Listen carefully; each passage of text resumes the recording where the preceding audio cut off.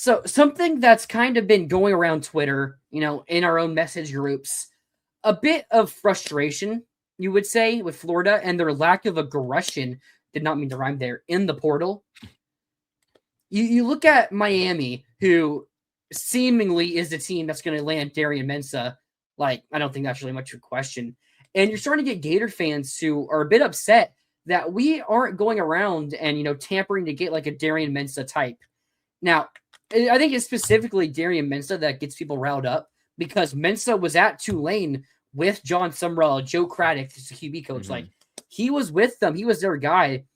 And we just went with the backup from Georgia Tech.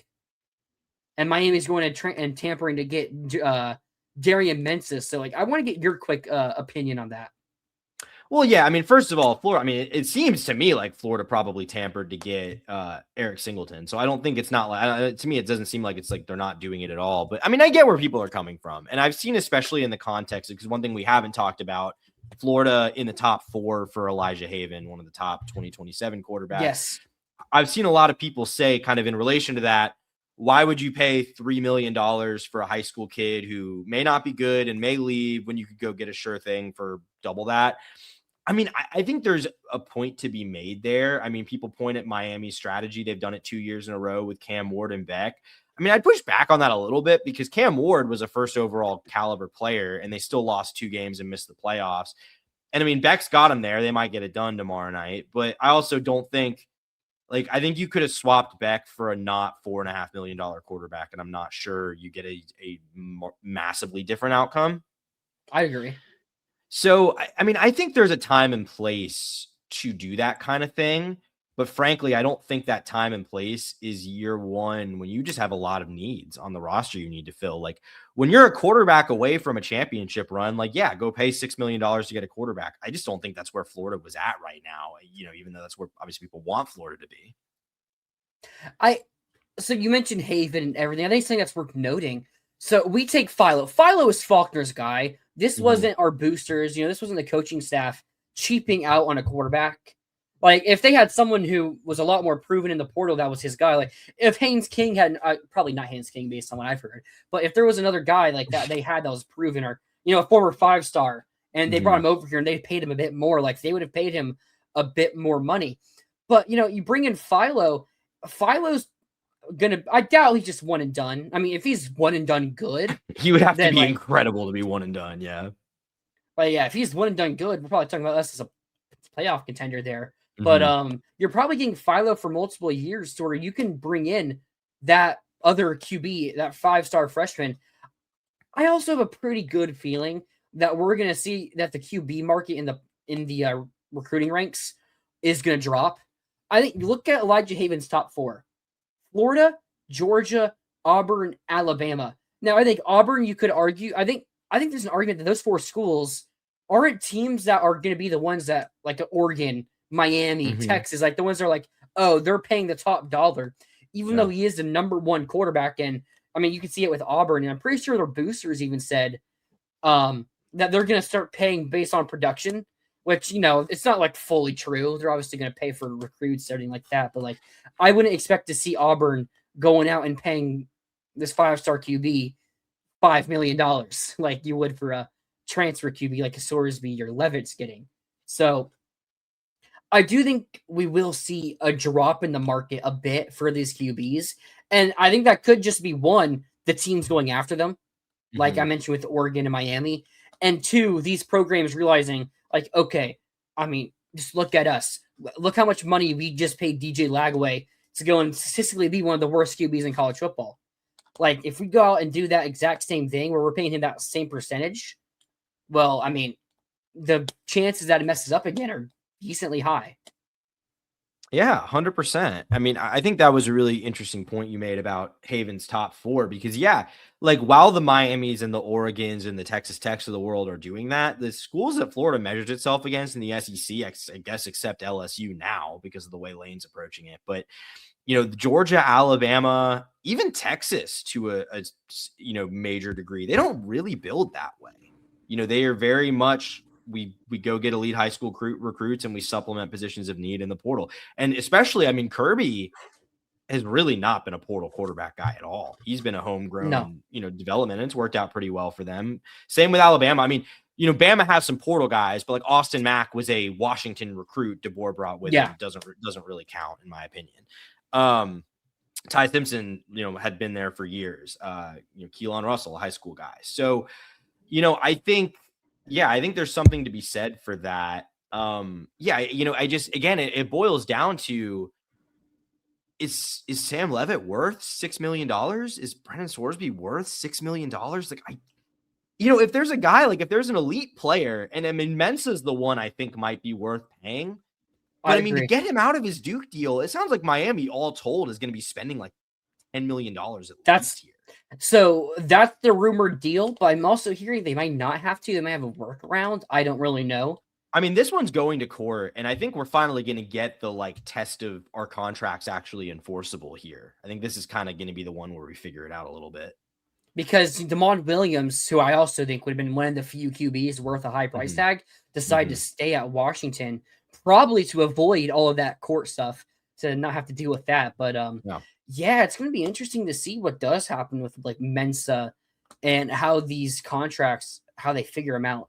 I will also mention with Haven, anyone can say money. The money isn't the main factor in that specific recruitment. But from everything I've heard, unless one team is just going and offering heads and shoulders above what everyone else is, I don't necessarily think money is going to be the main force for Haven. Like, I mean, let's say we're all the schools after him are offering him somewhere around $2 million. Not saying that's the number. That's just a same number. But then let's say Miami comes off for $3 million and no one else matches that. Like, then that's obviously going to be a money factor. But if everyone's around that same mark with Haven, it's going to be a lot more like relationships and academics does matter for him.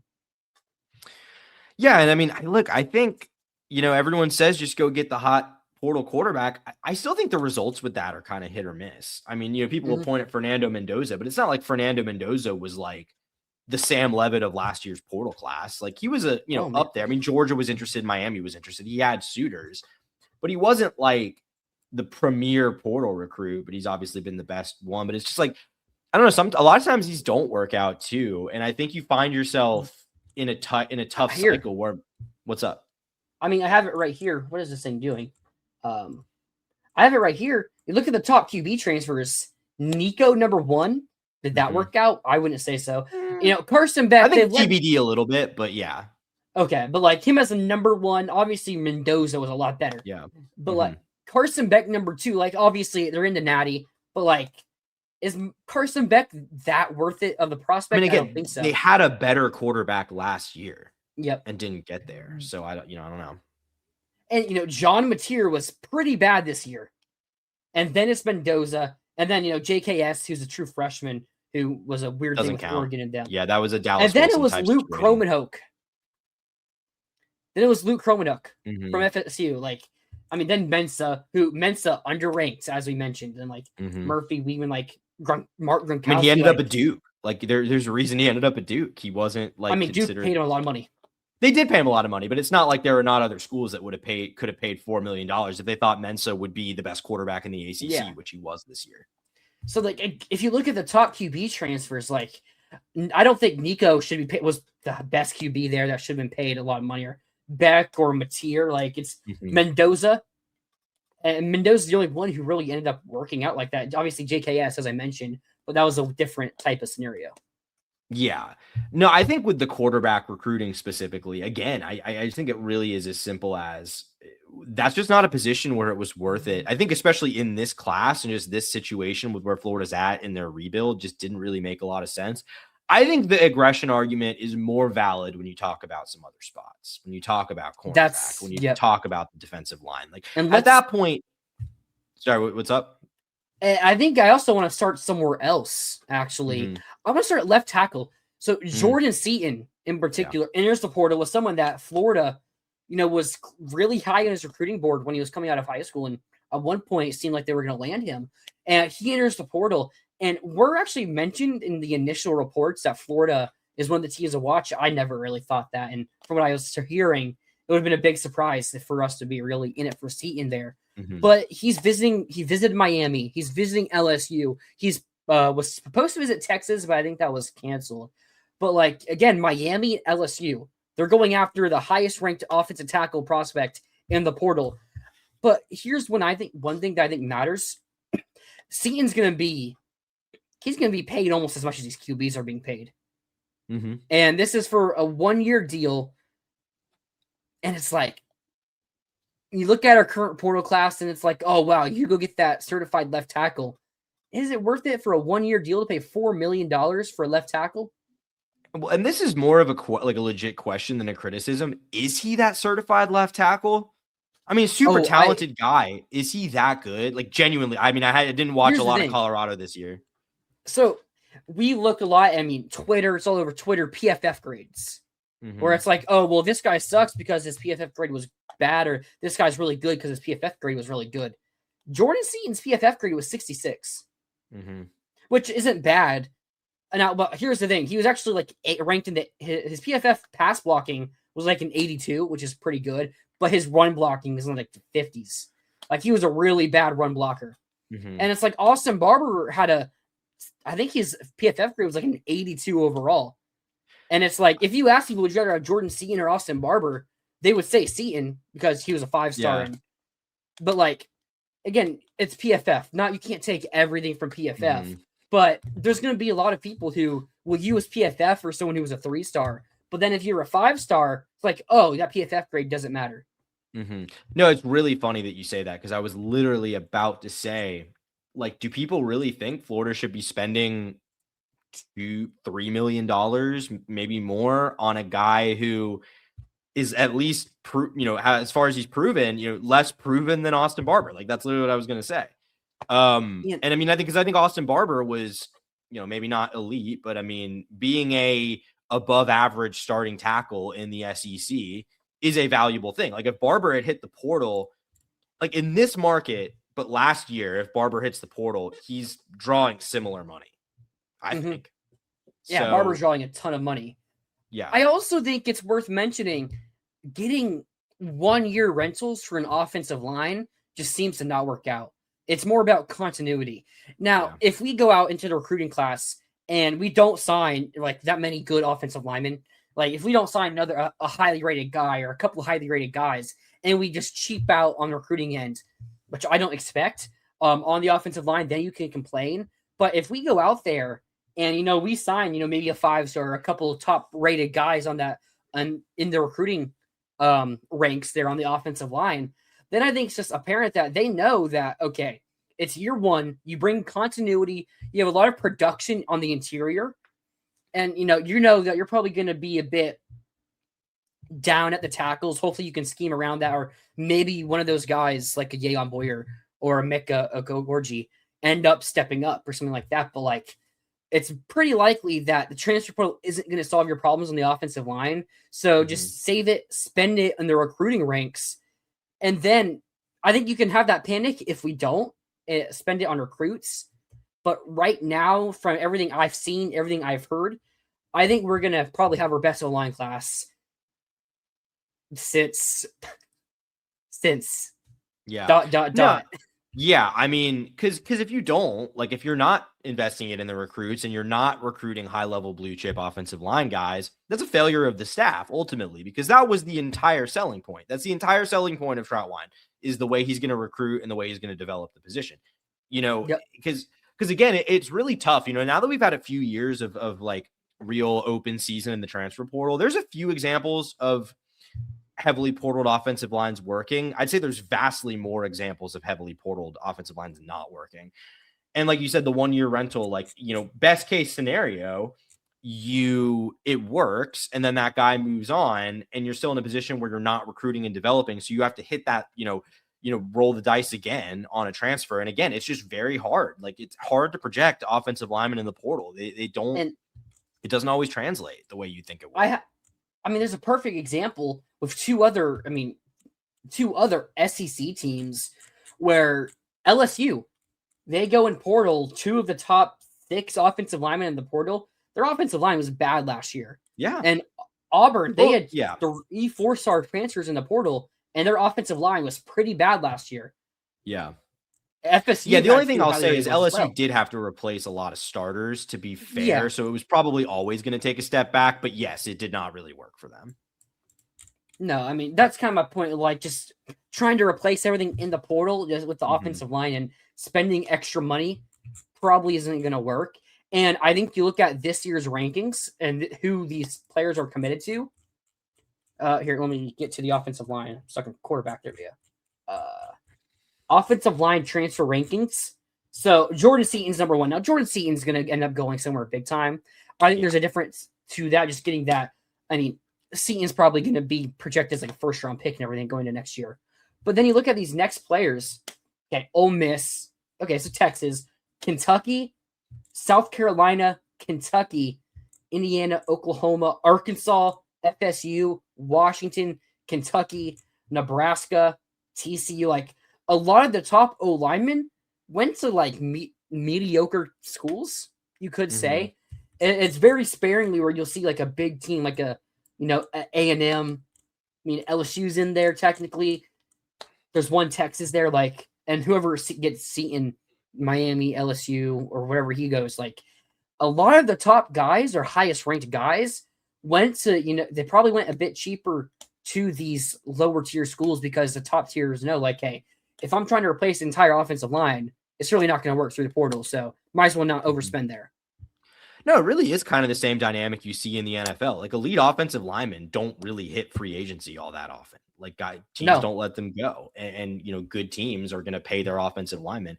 So, yeah, I mean, it is part of the reason the Seton thing has blown up so much is because it is just such a thin class at tackle. I mean, Florida didn't have a lot of premier options there. So obviously Seton, just because of what his recruiting pedigree is and as a 2-year starter, like he's going to get that level of, that market. I don't know if investing super heavily there. Like, I think what Florida did in taking 2 tackles that are both kind of projects, but both have intriguing upside, I think that's a pretty understandable decision to make given just what the market looked like this year. Absolutely. But now let's move on to what you were trying to get to earlier about defensive tackle and cornerback. I guess we'll start at cornerback. As we mentioned earlier in the show, Jontez Williams. Missing out on Jontez Williams and then not having another corner visit, really. I mean, I know they had the corner from USF scheduled to visit, but he committed to Georgia Tech. So I wonder how they viewed him there if he's committed to Georgia Tech. But they didn't really go after any other top-tier corners.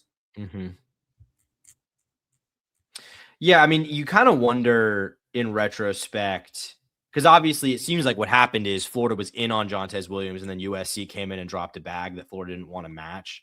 I think in retrospect, you can kind of look at what Florida's done in the rest of the class. And I can't say this with certainty because I don't know what the finances look like. I don't know exactly what kind of capital they're operating with. But I think you could probably make a pretty strong case that in retrospect, they probably should have dropped the bag on Jontez Williams. Because they didn't really do anything else splashy other than Singleton. Like Singleton is probably a pricey addition. And then obviously all the retentions are pricey retentions, but no one else, there was not like a lot of other premier players they went and got in the portal, at least at positions that would command a lot of money. Like the Kentucky safety, I doubt is getting paid a ton of money just because he's a safety. Yeah. I think you do look at the corners after, because I mean, one of the higher ranked corners is from Tulane in Jaheim Johnson. Well, he went to Arkansas. So maybe there's a reason that they didn't go after him, even though he is from Tulane and everything, was ranked as a 4-star transfer. Like, I mean, maybe there's a reason they decided not to go after Johnson. I mean, he went to Arkansas, as I mentioned. So why wouldn't, one of the top schools go after him as well? So maybe there's something with that. I know Chris Graves from Ole Miss, who's 2-year starter now, like he's in the portal. Maybe we go after him. Maybe we don't. Like there still is an opportunity to, but I mean, outside of Graves, there's really no one else in the portal looking like, oh yeah, that's a starting corner right there. Yeah. No, 100%. I mean, that is the problem, but that is why I think especially like Williams was the guy. He's from Stark. Like I know, I mean, I don't know what did the reported number end up being, like $1.5 million for him? I honestly don't know. I thought it was something like $1.5-2 million. I mean, that's a lot for a corner. I think maybe probably should have paid it though, because that is going to be a major position of concern. And like, even if everything goes well with the top 4 guys there, you are a couple injuries away from being in a very tough spot there. So it's a concern. That is a major concern that probably they should have done more to rectify, but portal's closed. We'll see if anything happens in the spring, but I would say right now it doesn't look like that's a position where Florida's going to add a starting caliber player. So we'll see what happens. Yeah, and then you also mentioned defensive tackle. Now that I'm kind of expecting Emmanuel Oye to play inside at D tackle, again, it's too early to say. It's just it feels like he's going to have to. I don't really see any other ways about it, but like maybe I feel a bit more secure on the D tackle side. But losing Caleb Banks, and I know Caleb Banks didn't play this year, but losing Caleb Banks, it's like, oh, well, Banks he could be a first-round draft pick still. Like, I mean, I see some mocks that have him going in the first round, and you don't have a proven player replacing him. Now, if you do have Emmanuel Oye, who, again, is solid, who could be really good, but I would consider him a Caleb Banks type of player at this point. But then you look in the portal, and, top D tackle is going to Tennessee. And then, 2 others going to like Notre Dame and Ohio State, Texas. Like, it would have been nice to go and get one of those guys.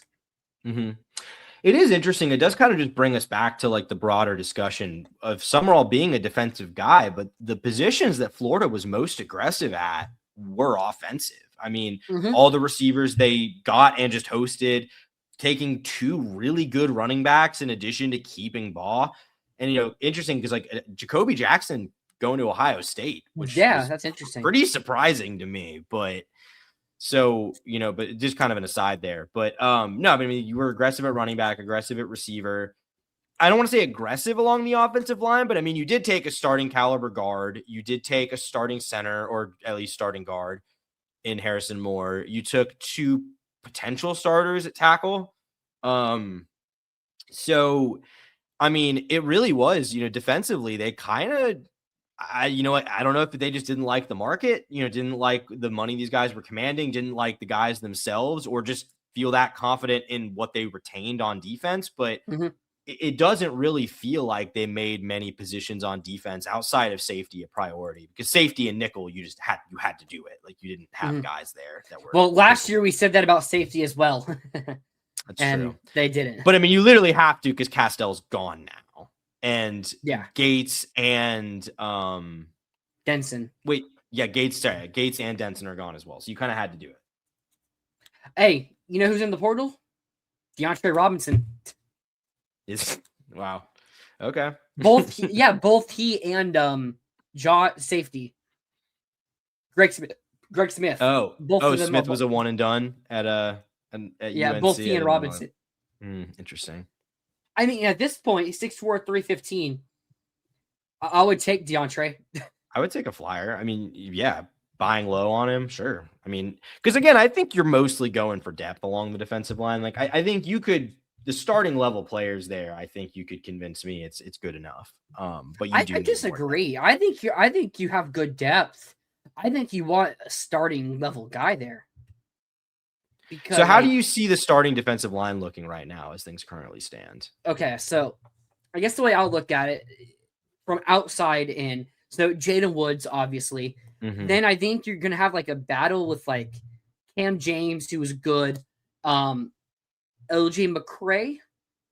I think if he's still there, like, I don't know. Maybe they move. Maybe instead of him being like a jack, he's more of a D end. Like, not fully interior, not fully D tackle, but still D end and not fully edge. So like maybe him. If Oye, like, I mean, it's weird. I don't know what's gonna happen with Oye. I mean, you got to imagine he's gonna be one of those starters, right? Like he seems like good enough to be one of those starters. Yeah, I would bet he's one of those starters. So I guess if I had to, I would probably go Woods, James, Oye. Who's starting at nose tackle? I mean, it doesn't have to be nose tackle, but who's the other D tackle starter? Maybe one of the freshmen or Bet. That would be my guess right now. Yeah, probably. Bet was good last year. Like, that'd probably be my bet. No pun intended there. If I had to guess. I'll say, I mean, DeAndre Robinson, his PFF grade, 67.7. Not bad. 77 run defense. If I'm 70, Remind me where he went 74. to. North Carolina. Oh, they both went to North Carolina. Okay. Yeah. Like, I mean, DeAndre could compete for that starting role as well. Like, I don't know. Again, it's like we'll see a lot more in the spring. It's too early to tell because you don't have that solidified guy there. Mm-hmm. Yeah, I mean, do you think Lyons could be a starter on this team? I'd love for Lyons to know the story and everything. Mm-hmm. We just didn't see it last season. Mm-hmm. Maybe another year healthy. I mean, that injury was really bad, like the bone sticking out and everything. So it's like, maybe, but like, it's hard to see. He's also an older guy. He's a fifth-year guy. So it's not like a young guy that could still, like, I'm not sure you're getting a huge leap out of him, but maybe just another year removed from the injury, it's better. But yeah, probably more of a depth piece.